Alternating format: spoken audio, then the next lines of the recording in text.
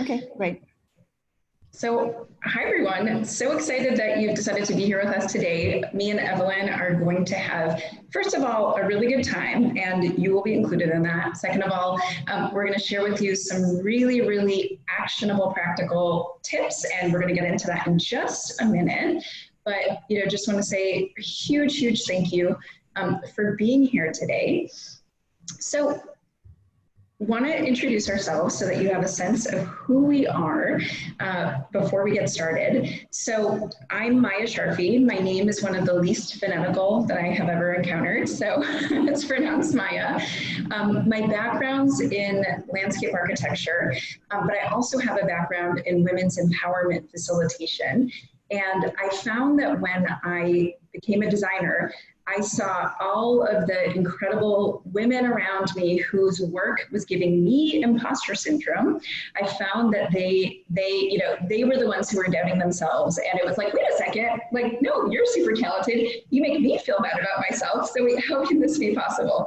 So I started Build Yourself, which was a very practical training in how to lean in, for lack of a better word, lean in, feel confident, push yourself forward, and ultimately get the career or the business that you want on your own terms. And I work primarily with women in design and the creative fields. I run a one-on-one coaching program that helps women move to the next level of their business or career, whatever that looks like for you. And then I also run Build Your Visibility, which is a 10-week program, which you're going to hear a little bit more about later. And a little bit about me, I both have Build Yourself, and I used to be a design consultant. I ran my own design consultancy for years, focused on social impact and social impact design. And in my free time, I paint and I hang out at Brooklyn Bridge Park in New York. When I hand it over to Evelyn, and before Evelyn introduces herself, I have to say a couple things about her. So Evelyn and I met more than 10 years ago at one of my first jobs out of school. It was at a place called Public Architecture, which was trying to shift the way designers do socially impactful work. And I was just so wowed when I met Evelyn, because she was that kind of person who was just everywhere. Like, her name was popping up in all the conversations. She wrote she was a writer for Habitat, and I was like, how'd she do that? And she was just, her name was out there. She stood for something. And so when I wanted to do a training on this, I just thought, who is one of the best people who knows and who can actually talk about in a brass tacks way how to do this and how to get your name out there? And it was Evelyn. And so I'll let her introduce herself, because there's a lot more amazing things that she's done since then. But I was so thrilled to be able to bring her in for this conversation and this training for you. Great. Thanks, Maya. That was really super kind words. So I live somewhat of a double life. I am a senior experience designer, the first ever of its kind at Slack Technologies. It's a software company here in San Francisco. But throughout, and I'm also a AIA national board member, an at-large national board member. But throughout my career, I have always loved to write. It's something that I've loved to do since high school. And it's actually helped with the career trajectory, and helped the lessons that I took from writing very much apply to other areas in my world, whether it's pitching new clients or whether it's growing my network to find my next job. So I think these skills can be applicable to other areas. And I want to point out that the type of getting your voice out there is really more about your personal voice. I know we have a lot of architects and a lot of designers that may be listening in, but this is not you don't necessarily need a very visual portfolio to do what we're going to be talking about today, because it's more about knowledge leadership and positioning yourself as a knowledge leader. Yeah. Okay. So enough about us, right? We want to hear a little bit about you. What are you hoping to get out of this session? What are you hoping to get out of this session? Take a minute and type in the chat box. And yeah, we'll give you a minute to do that so you can actually think about it.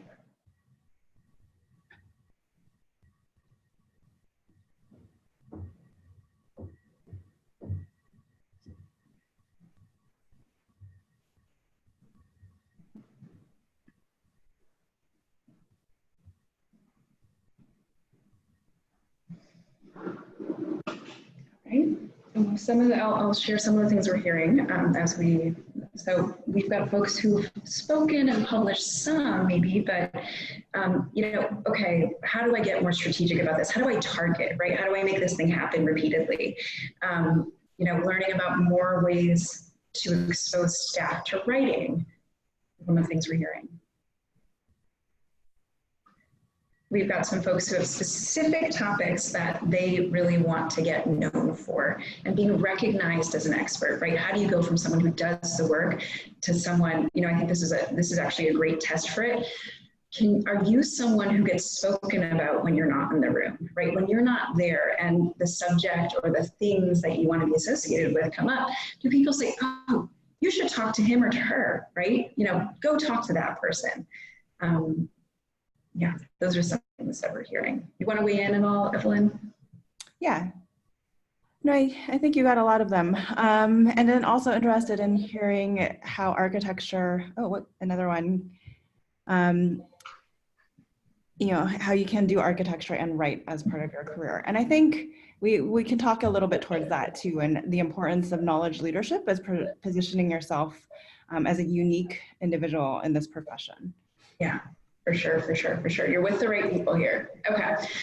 So what we're going to do today is we're going to talk about the mindset envisioning work, right? It's that like soft skill stuff that I think a lot of folks are like, yeah. Like, yeah, give me a worksheet. I'll make a mood board. But we're going to get a little bit deeper into it. And we're going to talk about some of those foundational mindset things that may be holding you back from getting your voice out there.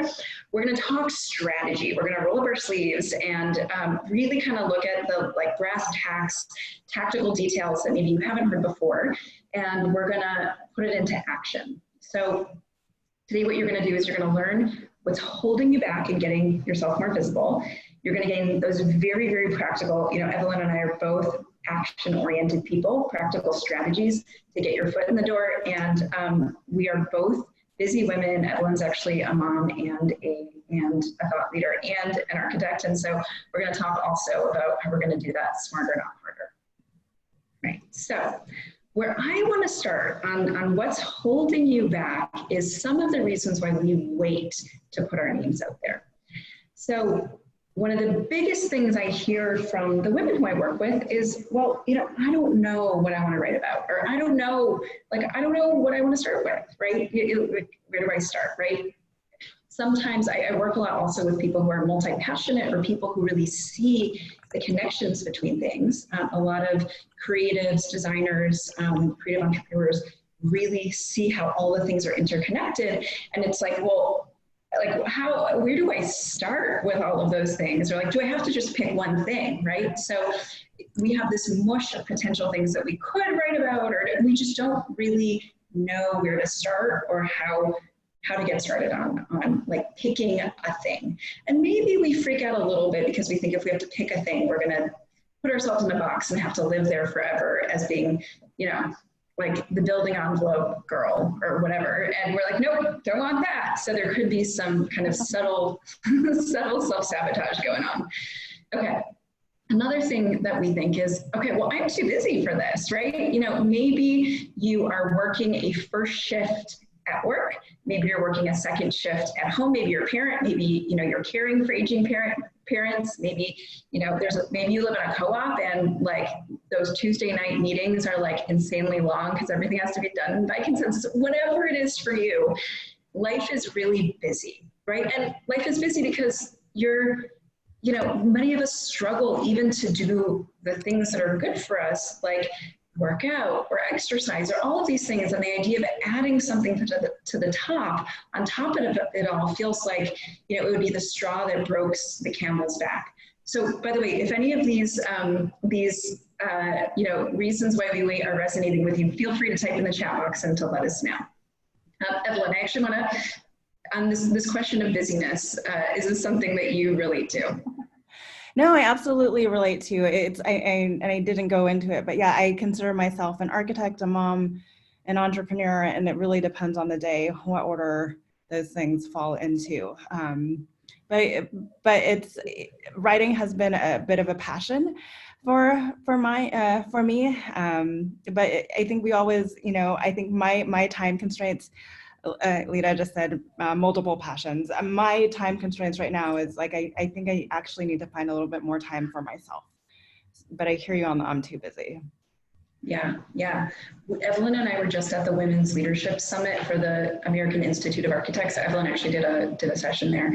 And one of the concepts that was coming out was not work-life balance, because it makes it seem like everything's perfect, but work-life integration. So finding that right mix of what happens in your work, what happens in your life. I think for a lot of creatives, work and life and kind of creativity and self-actualization, there's this extra category, and that category, I actually did an exercise with my business coach recently.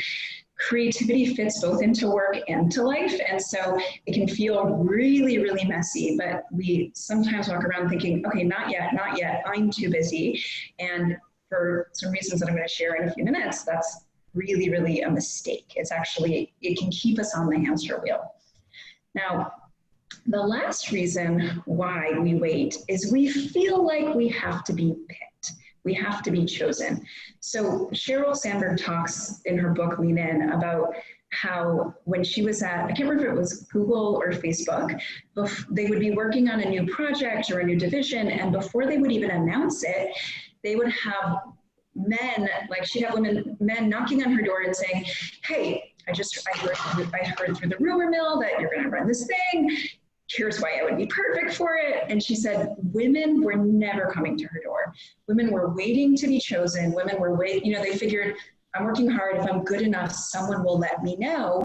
And, one of the other things Sheryl Sandberg says in Lean In is she talks about study after study that shows that women consistently underestimate themselves and think that they're less qualified than men are. Actually, just this weekend at the summit, I ran into a woman who is doing some work on technology training at her firm, and she had people rate themselves in terms of how good they were at the different softwares, men and women. And then they actually said, oh, we should find some way objectively of testing that. Women, by and large, rated themselves at 5 or 6. Men were more at like the 9 and 10. And then when they looked at the actual results, they found that men were consistently overestimating themselves by and large, and women were consistently underestimating themselves. So why is this happening, right? Why is it like, we're going to go a little bit deep because, and if this is resonating with you, type in the chat box, let us know, share what's going on for you. But women oftentimes face what's called imposter syndrome.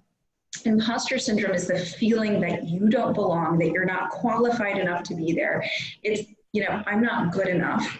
And it's a very, very common thing for women especially women who are growing into leadership positions, or women who it's a really common thing in academia that women face, where they feel like, do I really belong here?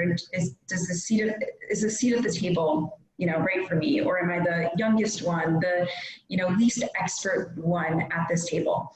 And what that can lead to is this notion that you're not an expert yet. There are women who are functional experts who I've worked with, men too, by the way. This can happen for men as well, but it happens a lot for women in part because of the way we socialize women, who feel like, oh, well, I'm not an expert yet. I can't do this. I can't say yes to that. Or if I say yes to that, I'll still feel scared. So, you might be waiting to wake up one day and feel like an expert, and that day may never come, because part of how we build expertise is by practicing expertise.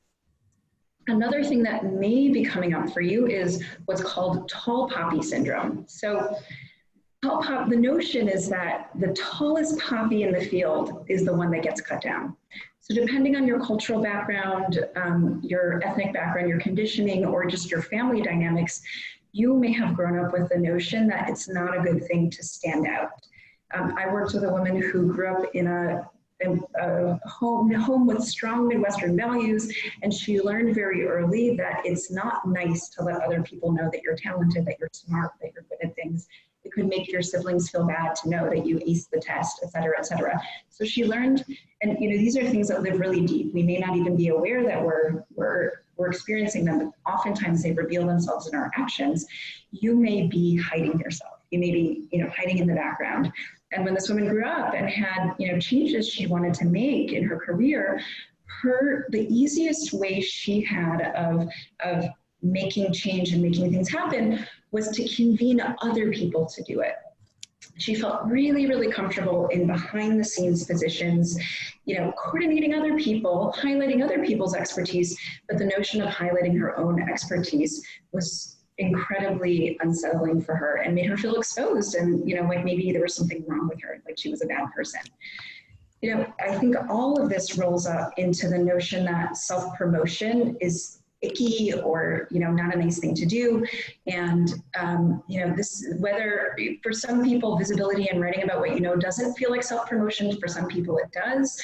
Maybe if you are writing about what you know, you hesitate to then say, hey, I wrote this article, like check it out. It can show up at any point on the spectrum of these visibility building processes. But, that notion that like, that's not who I want to be can be help holding you back. Whereas there is a way to self-promote that feels authentic and, writing about what you know and thought leadership and getting your name out there is actually one of the ways that you can do that. Because the truth is, and when I think about this woman who had changes she wanted to make in her field, your mission oftentimes needs you as a platform. Right? Think about it. We don't think about vulnerability and courage without thinking about Brené Brown, who was willing to get up there and give a very vulnerable TED Talk. Right? I just heard Priya Parker, who wrote a book called The Art of Gathering, get up on stage. And I think hundreds of copies of that book were sold so that people can put the changes she wants to make, she wants to stand for, into action because she was willing to get up there and be the vessel for her message. So you're going to hear about that a little bit when Evelyn talks about her story. I'll say that it's something that I've definitely faced myself. I would say that I'm not someone who, I love to connect with people in small groups, but I definitely have this sense of fear sometimes when it comes to exposing yourself, putting yourself out there and getting visible. And it's something to learn and to push forward on, because the truth is that visibility is actually a superpower. There was a 2011 study by Catalyst, which is a research firm focused on women in the workplace, that found that of all the advice we give women about how to move forward in their careers, the only piece of advice that actually helped move them forward, right, that actually had an impact, was communicating their achievements and making sure that other people knew about the kinds of things that they were getting done.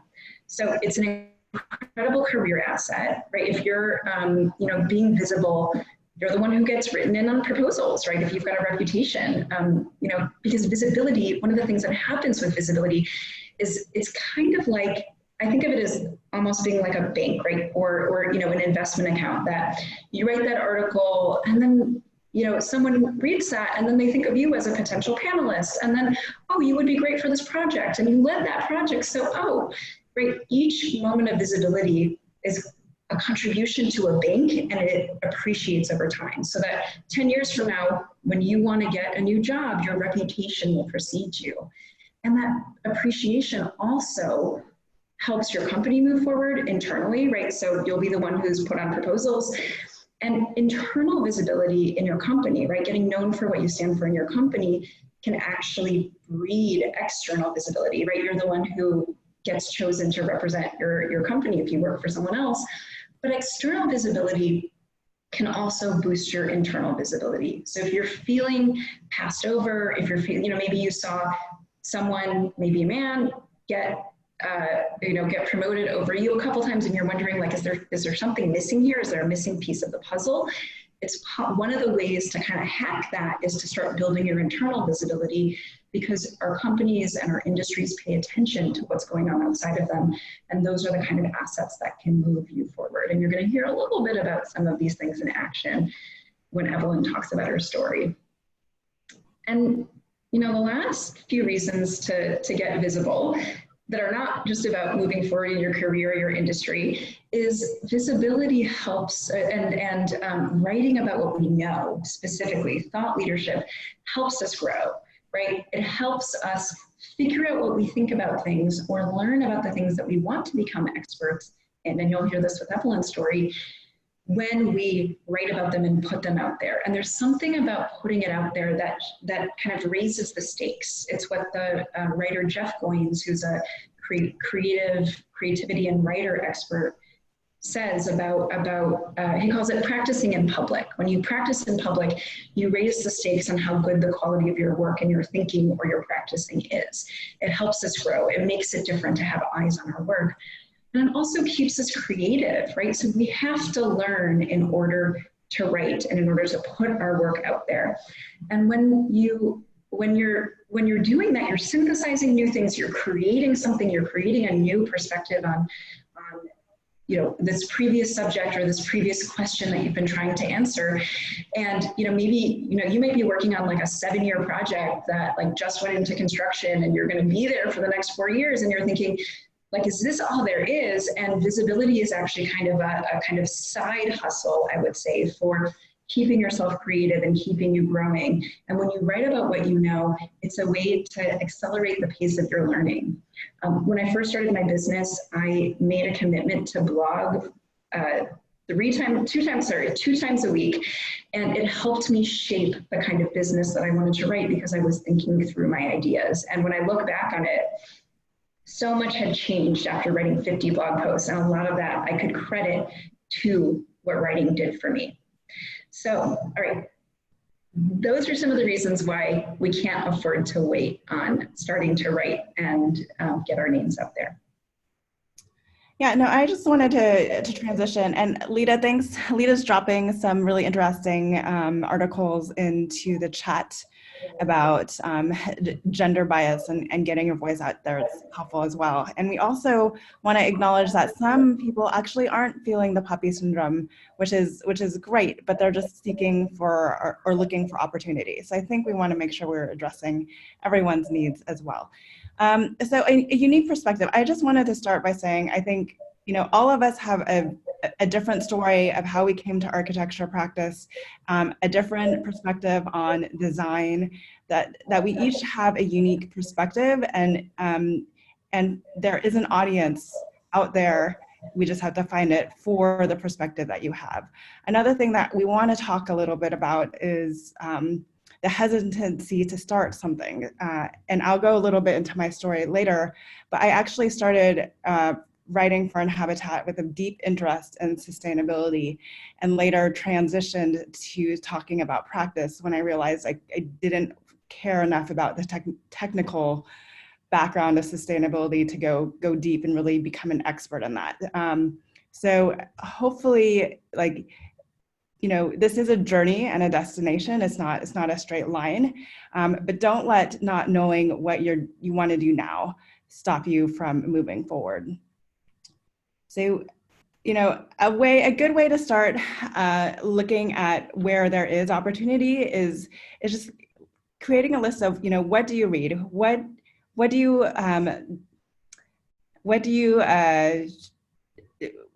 read when you open your phone? Who do you read in print? Who do you follow on Twitter, on Instagram, even on your social media accounts? And look at the various different ways that people can get their voice out. So when we're talking about publishing, Twitter has since increased their 140 character count, but there is a way to, even to grow your voice in 140 characters. There's a way to grow your voice by posting comments to other articles online. And there's also a way to grow your voice through writing full suite articles. So even if you're still in the process of finding your voice, there's a way to interact with a community that will help raise your own personal visibility. One of the things that I wanted to talk to you about this, when you do have an actual article or idea of who you want to pursue, is that this is a cold pitch. Probably, most likely, I got started at Habitat literally by reaching out to Jill Farrenbaugh and Sarah Rich and saying, hey, I'm really interested in your website. This is back before blogs. Writing for a blog was actually a thing, right? Or considered as legitimate probably as it is now. But I was really interested in some of the articles that they were posting. I saw an opportunity, having a background in architecture, to really look at, this is an interesting voice that you guys haven't brought to Inhabitat yet. And I also did a further research, and I noticed that Jill had recently left getting her master's degree at Columbia in order to pursue architect. So I used that as a way to swing back and say, there's an interest in architecture here, and there's more going on than what you guys are publishing. I would love to bring that voice to the table. So something that we just want to make sure that we reiterate is and we're going to go into step-by-step,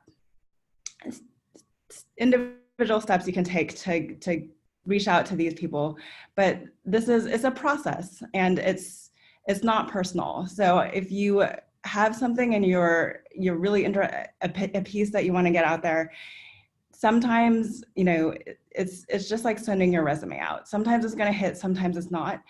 Don't let it deter you. Just know that it is a process, and there's multiple different ways to get your voice out there, even if you're starting from scratch, to eventually build a portfolio where people are then eventually coming to ask you to talk, or being the name that everyone is thinking or talking about when you're not in the room, as Maya said earlier.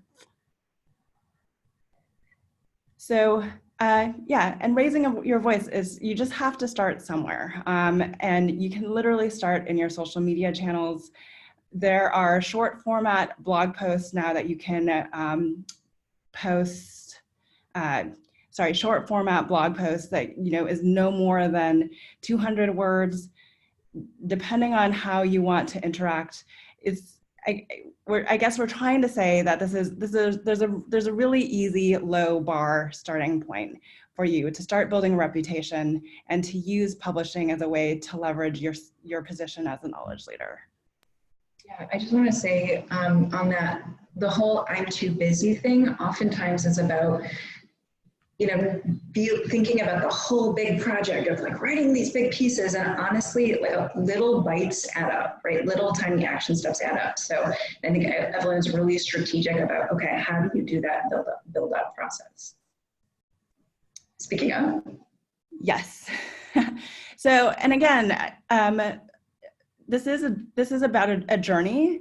It's not necessarily about the destination. So I started a lot of my writing career in sustainability with Inhabitat.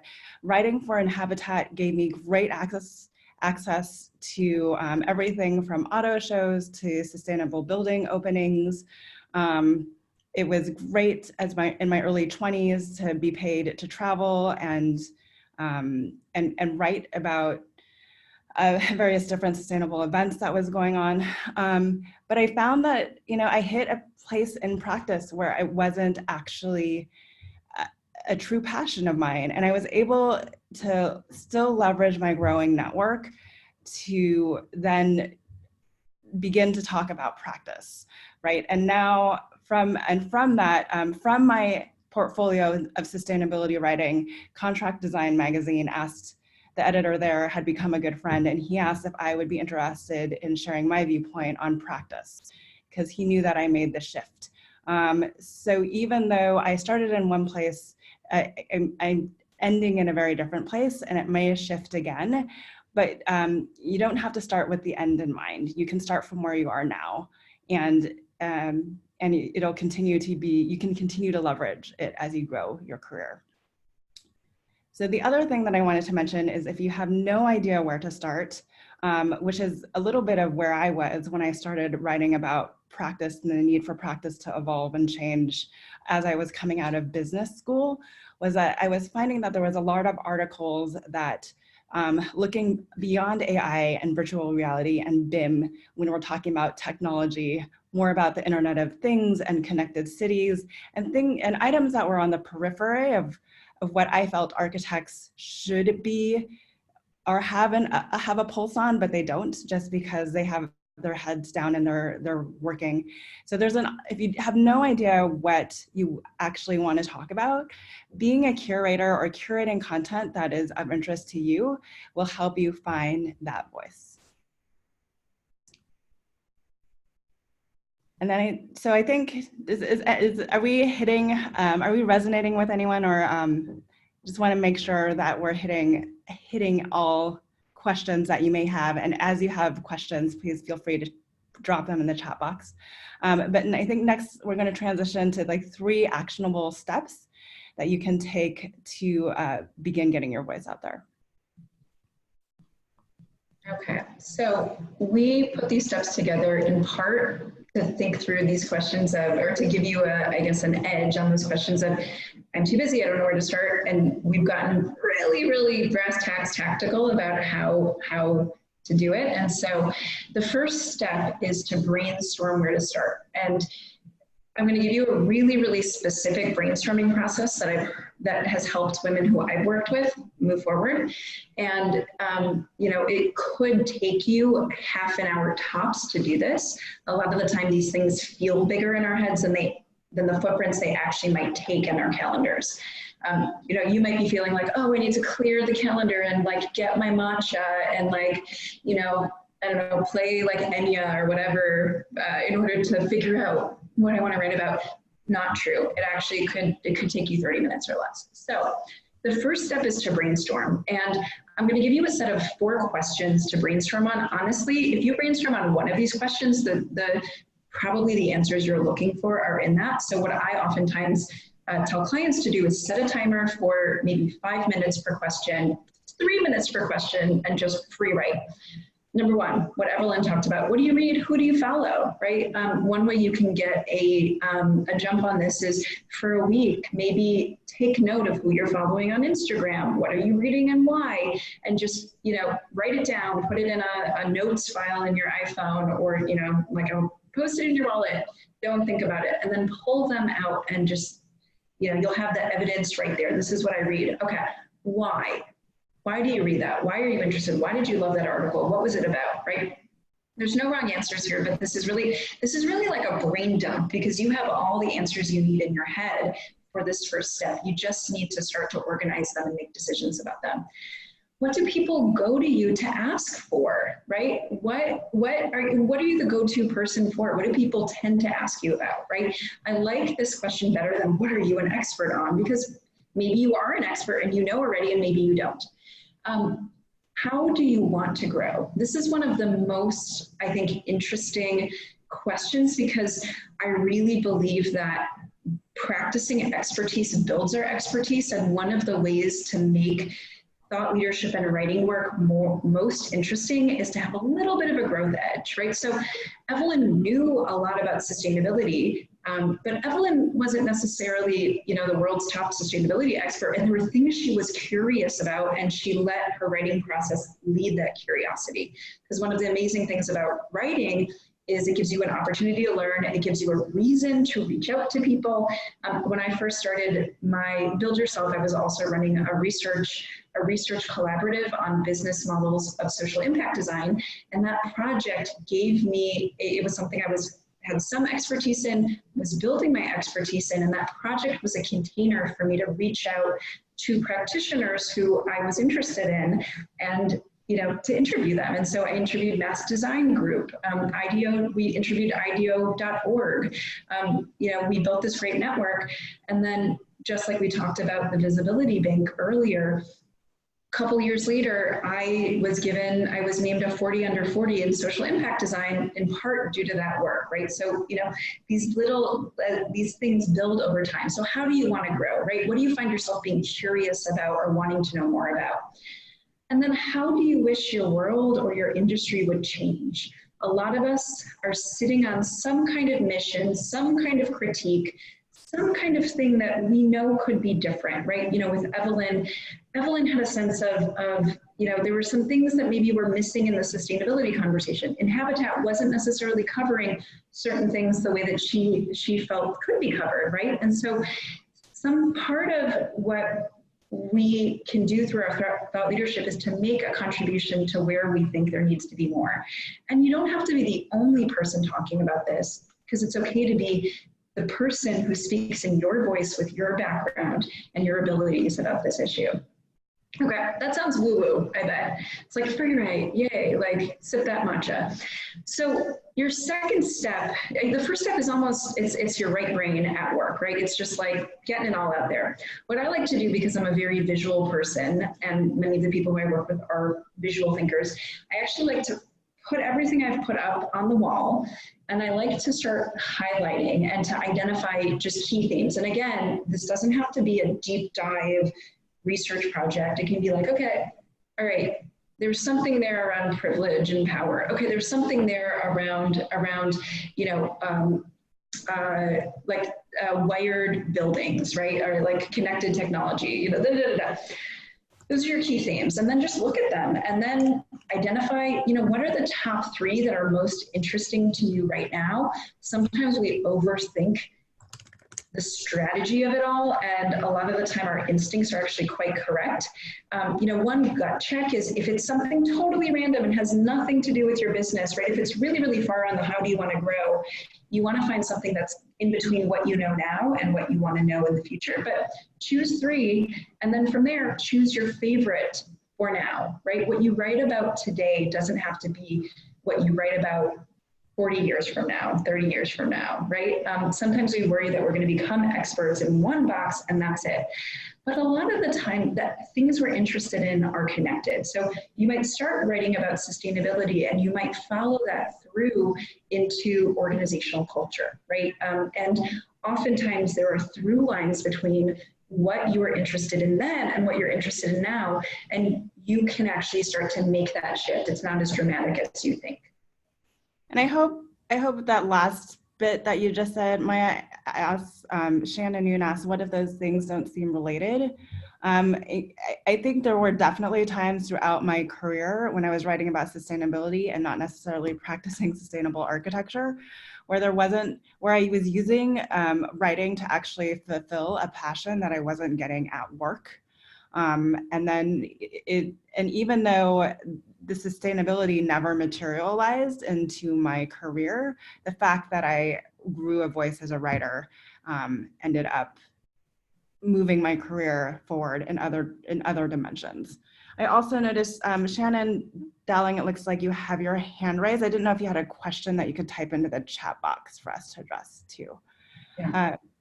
Maya, did you? Just also weigh in on that as well, that where you start doesn't have to be where you continue. Well, I think there's actually 2 answers, right? Sometimes if things don't seem related, maybe there's an interesting story into why they actually are related, and you can be the one to make that contribution. Some of the most interesting business owners, thought leaders are the ones who do work at the intersection of things. You know, when I think about some of the people who are most interesting at the Leadership Summit Evelyn and I just went to, it's oftentimes people who bring together 2 unique perspectives. One of the keynote speakers has a background in facilitation, but then also has a background in, you know, a very, very interesting, it has an interest in experience design and issues of identity, right? And so she blended those together into her unique contribution. And, you know, no one's written the book that she's written. Doesn't mean other people haven't written about facilitation or experience design, but like that's her unique contribution. So that's one answer. Second answer is what you start with isn't where you have to end up. I was convinced when I started my design consultancy that I wanted to do design for health outcomes because it seemed really smart. It was like, great, like, okay, everyone wants wellness. It wasn't really what I wanted to do. It wasn't really what drove me, but it was a convenient answer. So I started writing about design for health, and I finally ended up being honest with myself that it wasn't right for me. So I discarded the subject, but I kept the methodology. I kept the approach to how I thought about design for outcomes, and I shifted it to being about the outcomes that I was actually interested in, which were more on issues of equity and economic development. Great. So yes. So even if things don't seem related, I think you become the intersection of why those things are related. So the next is, is really about creating opportunity for yourself. I kind of joke that writing is a great way to, or writing and pitching publishers and pitching publications and pitching editors is a great way to grow your network, especially if you're super introverted, right?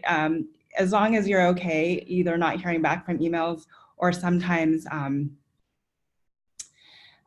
either not hearing back from emails or sometimes, you know, getting a rejection letter. But it's just really a great way to begin to test the waters and get your voice out there and see if what you're saying and your voice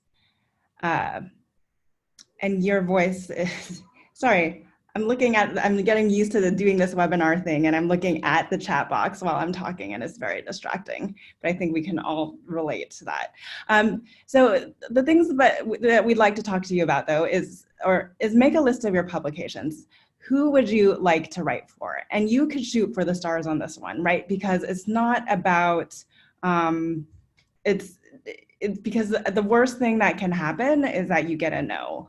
If the list is too short, then I would also see, you know, follow the editors, follow the writers that you like on social media, to see who else they're working for, who else they are publishing for, or publishing with, and grow that list. And usually, or who else they're following. So even if you're like, gee, I have this really niche topic, and I don't know like how to, like where the audience is for that, like allow yourself to go down the rabbit hole to that very super specific newsletter that might be addressing your niche topic, and ask if there's an opportunity to contribute. Next slide. And then before you reach out and before you do the cold pitch, these are the three things that I would suggest, that are the three big questions that I would suggest, similar to how you research a job and you write a cover letter, right? So what is a different perspective that you can bring given the rest of the content out there? What is a typical format of a piece? So you know what you're getting yourself into. And many oftentimes I pitch without an idea in mind. I just know that I can bring a different perspective, and they will come back later and they will ask me, you know, they will ask me like, what ideas do you have? But I've often, many times, made a pitch without an actual article in the mind. And then, is there a bigger connection to the editor or the writer that you can make? So in instances of, so like in Habitat, when I reached out, it was just really pulling on the fact that Jill had left architecture, but she had a definite interest in design and the built environment that just wasn't being showcased on Habitat. The other, I've reached out to Green Biz before, and I've reached out to actually other business publications, and I inserted myself as a very specific design thinker and how I approach and problem solve differently than some of their other contributors might be laying out for them. And then really timestamp yourself against it. You know, there was a time in my life when I was kid-free that I, you know, had a goal of reaching out to one publication every day. That is not attainable anymore by any means, given my full-time job and everything else I have going on. But if you really have a goal to get published more often, then set some time aside on your calendar to just send an email a week out to publishers.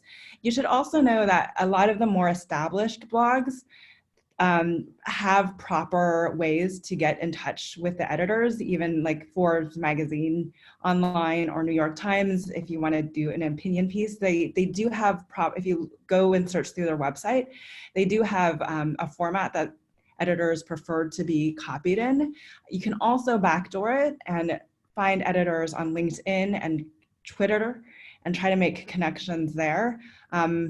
I have a friend who recently reached out on Twitter cold to somebody, and they actually striked up a conversation on Twitter, and it turned into something much bigger. So, you know, just look for various different ways. And actually, a lot of people in the writing world use Twitter to source material, which is interesting. So feel free to reach out on social media too. Yeah. So, question for Evelyn, because I think this will, well, actually, first let me say, to emphasize, I think 1 and 2 are incredibly smart because it's about getting out of your own sense of self, right? It's who are they? What's the puzzle? Where is there a piece that's missing that might be my piece, right?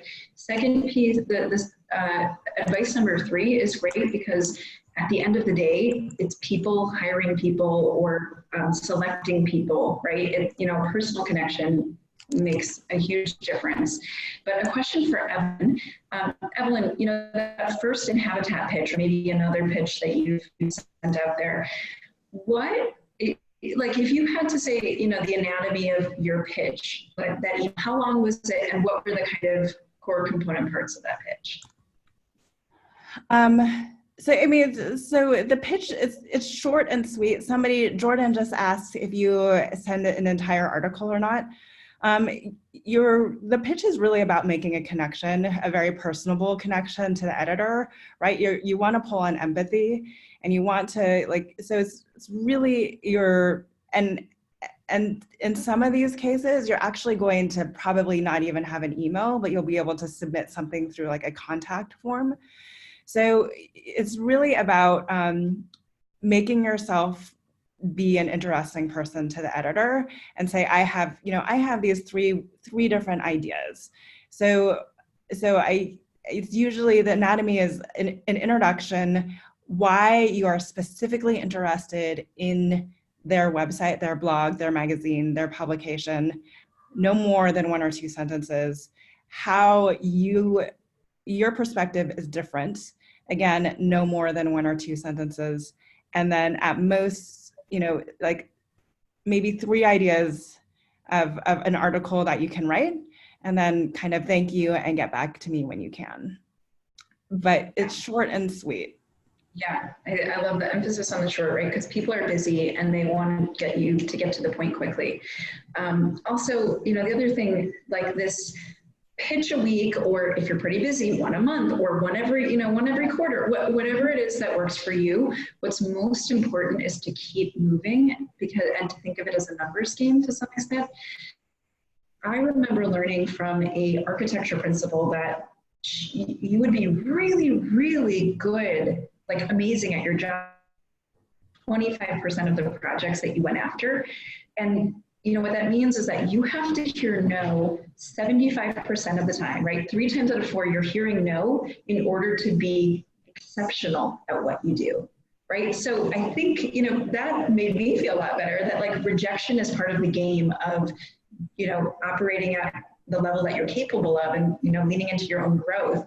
So sending it out and just dispassionately saying, you know, you may never get anything back, right? You get anything back from your follow-up email.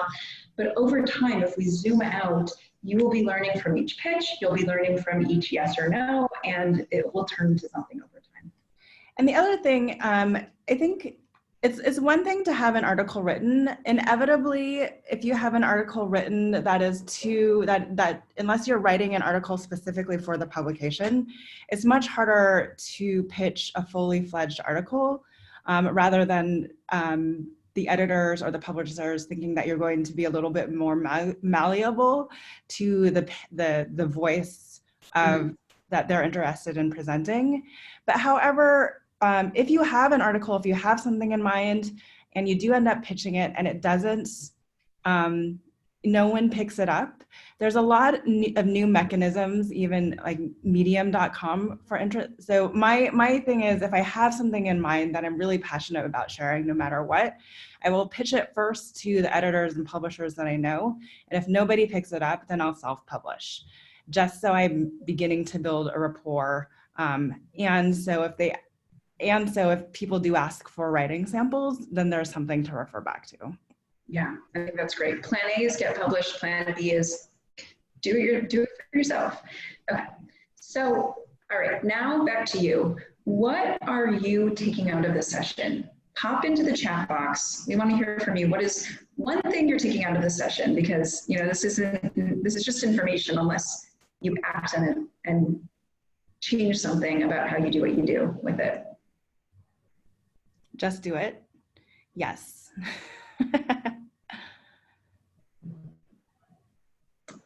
What else? The Nike slogan always works well for these type of discussions. Yeah, I'll say, so I just pitched something, and one of my takeaways is I pitched a specific idea, but I really think that I could be a fit for a very specific niche for this publication that I'd love to write for. And so I think I'm going to go back, what I'm taking out of it is 3 ideas, right? Like, who am I generally? And then 3 ideas. I hadn't approached it that way. And then maybe it's not just about the strength of my individual idea, it's about a perspective that I can add. Yeah, great. So we have a lot of other things. The importance of visibility, that I can write about something different now that changes and evolves later. Yes, you don't have to wait until you figure your life out. And it's hard to be succinct. Being succinct is much harder than being proliferate. And the Verity, the website that I mentioned is medium.com. So like small, medium, large. You can actually, if you grow enough of an audience at medium.com, you can get paid for your own articles. But there's more things like that are out there.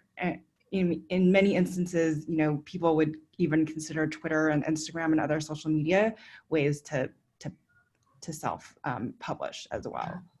All right, so keep the comments coming, and actually also keep the questions coming. What I'm going to ask you to do is to actually there's actually a Q&A box, and just to make sure that we can pull your questions out of the chat. If you've got any burning questions, we're going to have some time to answer questions afterwards. And, even practical, tactical stuff like, should I look for a publication like this or one like that? How long is short, right? Et cetera, et cetera. This is what we're here to answer. So while we wait for those questions to come in, one of the things we wanted to share is about how you can move this forward if you want a little bit more structure or a little bit more support with each of our enterprises. So I'll first share Build Yourself and how you can move forward some of this visibility building. So we've got a program called Build Your Visibility. It starts in just a few weeks. It is a 10-week program that will help you figure out what you want to get known for and actually start taking actions to get yourself out there. It actually is a month of consistent actions once you've made some strategic decisions in order to put your name out there, the kinds of things you might see happen as a result, career opportunities, maybe being asked to lead certain things or efforts, maybe 40 under 40, who knows what it is for you. But specifically what we'll do over the course of those weeks is we'll help you zero in on what you want to be known for, right? Some of the work that we just talked about doing with brainstorming and really helping you choose. I'm a very action-oriented and decision-oriented coach. I'm not into like opening your brain and dumping a bunch of knowledge in and then saying, see you later. And how do you move ahead with raising your profile even if you don't know exactly where you want to go yet? How do you communicate your value? There's some mistakes that women in particular can make around how to actually communicate their value in ways that are succinct and pithy and not like stuck in the story and getting lost in process. How do you network and build your visibility time efficiently and in a way that feels authentic? And then how do you integrate creative growth into your profile building? We do it through 10 weeks of bi-weekly trainings. We have 5 modules and we have a bonus module. And what I'll say is that these are live trainings. I'm not a big fan of like the passive online course model. I bought, I think at this point, $3,000 worth of courses that I said I would do, and I've just learned that that's just not the way that I learn. So we do live trainings. They're held Thursdays at 1 p.m. Eastern. It starts October 10th, so in a couple of weeks. If you can't make a session, all the sessions are recorded, but the notion is that it's live and you're doing this work right here and right now. in order to make sure that you do the work, we also have a community. So women in design, women in engineering, women in creative fields, art administrators, photographers. I'm really trying to build an old girls network of women who push each other forward and support each other as they grow. And then we also have accountability partnerships, right? So that I know that abstract ideas are up here, but sometimes I need to talk through my ideas, and we've got accountability partnerships optional, but if that's a way that will help you do the work and make the decisions that we prompt you to do, it's one of the, I think, most exciting and meaningful things about the program. And some accountability partners are still in touch with each other years later. And then we also have some really fun bonus guests. So Jason Schubach, who's the former design director of the National Endowment of the Arts, my first male guest ever, but he's going to talk to us about making influence, like making change from within. Kim Dowdell, who's the National Organization of Minority Architects president this year, is going to talk to us about building a reputation and how it's helped her at key career transition points. A couple other guests that I don't even have time to share now, but some amazing people are going to take us into their stories and share with us tactics. So if you are interested in finding out more and being the first to know, you can go to buildyourselfworkshop.com/get-out-there, and I am going to put the link in the chat box. Pre-enrollment for the program opens on Friday, and if you pre-enroll in the program, there's a couple of special bonuses. So first of all, the first 10 women who join the program will have a chance, we'll get a mini coaching session, so a one-on-one with me. And so that's, it's a group program, but you'll get a chance to have one-on-one. And there's a pre-program practice your power training that will help you work on some of the mindset things that we talked about to make sure that you're not the one who's holding yourself back. So that's in the chat box. If you're interested, sign up and you'll be the first to know. And if you pre-enroll before the pre-enrollment closes, you'll get that extra pre-program bonus. And you'll also, if you're one of the first people to register, you'll get a mini coaching session with me.